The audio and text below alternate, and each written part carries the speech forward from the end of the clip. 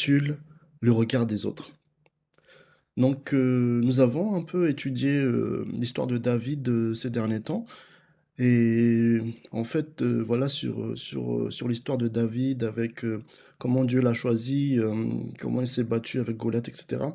Il y a plein de leçons qu'on peut en tirer, en fait. Et du coup, aujourd'hui, vraiment, on va se focaliser sur ça, sur le regard des autres, sur comment les autres te voient. Donc là, on est dans 1 Samuel 16. Donc là, c'est vraiment euh, quand Samuel en fait était venu vers Isaïe, donc le père de David, justement parce que le Seigneur lui a dit d'aller voir le père de David pour donner l'onction en fait à David.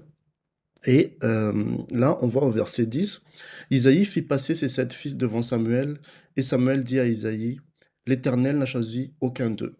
Puis Samuel dit à Isaïe, sont ceux-là tous tes fils? Et il répondit, il reste encore le plus jeune, mais il fait perdre les brebis. Alors Samuel dit à Isaïe, on va les chercher, car nous ne nous placerons pas avant qu'il ne soit venu ici. Donc en fait, si on lit un peu toute l'histoire en haut, en fait Isaïe, il a fait passer un par un les fils. Et le Seigneur dit à chaque fois, non, c'est pas lui, c'est pas lui. Et en fait, personne n'a pensé à David, quoi. Donc même son père, il dit, enfin, j'ai passé tous mes fils, il reste un, mais il fait paître les brebis, quoi. Genre, c'est un enfant, il fait paître les brebis. Donc ça, c'était la vie de son père. Et finalement, ça, c'est Dieu qui a choisi David. Et je vais vous citer un autre passage, en fait. Donc, c'est un peu en lien dans le même chapitre qu'on a vu hier, quand il s'est battu avec Goliath. Un peu plus haut encore, avant qu'il affronte vraiment Goliath. Qu'est-ce qu'il a fait? Bah, vu il est berger, bah, il a demandé à quelqu'un, en fait, de garder les, les brebis pour qu'il puisse, en fait, aller en guerre. Et là, quand on regarde le verset 28, 1 Samuel 17, 28, Eliab, son frère aîné, qu'il avait entendu parler à ses hommes, fut enflammé de colère contre David. Et il dit, pourquoi es-tu descendu?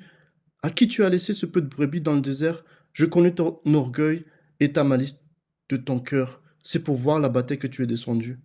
Donc en fait, non seulement les gens ne croyaient pas en lui, mais il recevait des reproches, il recevait entre guillemets des insultes, ou voilà, en tout cas, voilà, son grand frère, il était tellement fâché, il a dit, mais pourquoi t'es venu ici? Ton rôle c'est de paître les brebis, c'est ton orgueil qui te fait venir ici, c'est ta malice, etc. Et moi, en fait, dans la société aussi, il se peut qu'on reçoit des critiques, souvent même, voilà, on nous fait des reproches, etc. Mais j'aimerais euh, revenir ici en 1 Samuel 16, d'accord? Et le verset 6. Euh, non, c'est pas le verset 6, c'est le verset 7. 1 Samuel 16, verset 7. Donc ici, c'est quand Isaïe, en fait, a fait passer un par un ses fils. Et l'Éternel dit à Samuel, ne prends point garde à son apparence et la hauteur de sa taille, car je l'ai rejeté. Donc à un de ses fils, pour un de ses fils. L'Éternel ne considère pas ce que l'homme considère. L'homme regarde à ce qui frappe les yeux, mais l'Éternel regarde au cœur. Donc c'est ça le secret, en fait. Les hommes, ils regardent ce qui frappe les yeux, qu'est-ce qui est beau, qu'est-ce qui attire, etc. Mais Dieu, il regarde ton cœur. Donc même si tout à l'heure, Eliab, le frère de David, euh, il, euh, il disait plein de mauvaises choses en fait, il pensait que c'était son orgueil, que c'était lui qui voulait se vanter, etc. etc. Mais, mais David, il savait que Dieu l'a appelé, d'accord? David, il sait que Dieu, il connaît son cœur. Voilà. Donc voilà, le message aujourd'hui, c'est que ne te laisse pas influencer par les regards des autres, ce que les autres pensent de toi. Parce que Dieu, il connaît ton cœur. D'accord. Dieu, Dieu, en fait, ne choisit pas les personnes qualifiées. Donc, Dieu n'appelle pas les personnes qualifiées, mais il qualifie les personnes qu'il a appelées. Je répète, Dieu n'appelle pas les personnes qualifiées, mais il qualifie les personnes qu'il a appelées.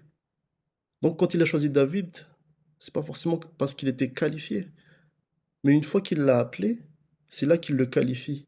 Il lui donne les armes, il lui donne les armes spirituelles, il lui donne la force d'affronter Goliath, il lui donne toute la puissance voilà, pour traverser les difficultés de ce monde et vraiment, enfin, le Goliath, peut-être que toi, tu as d'autres Goliaths dans ta vie, mais voilà, sache que Dieu, il connaît ton cœur et il est là avec toi pour affronter les Goliaths. Donc, je vais prier avec toi.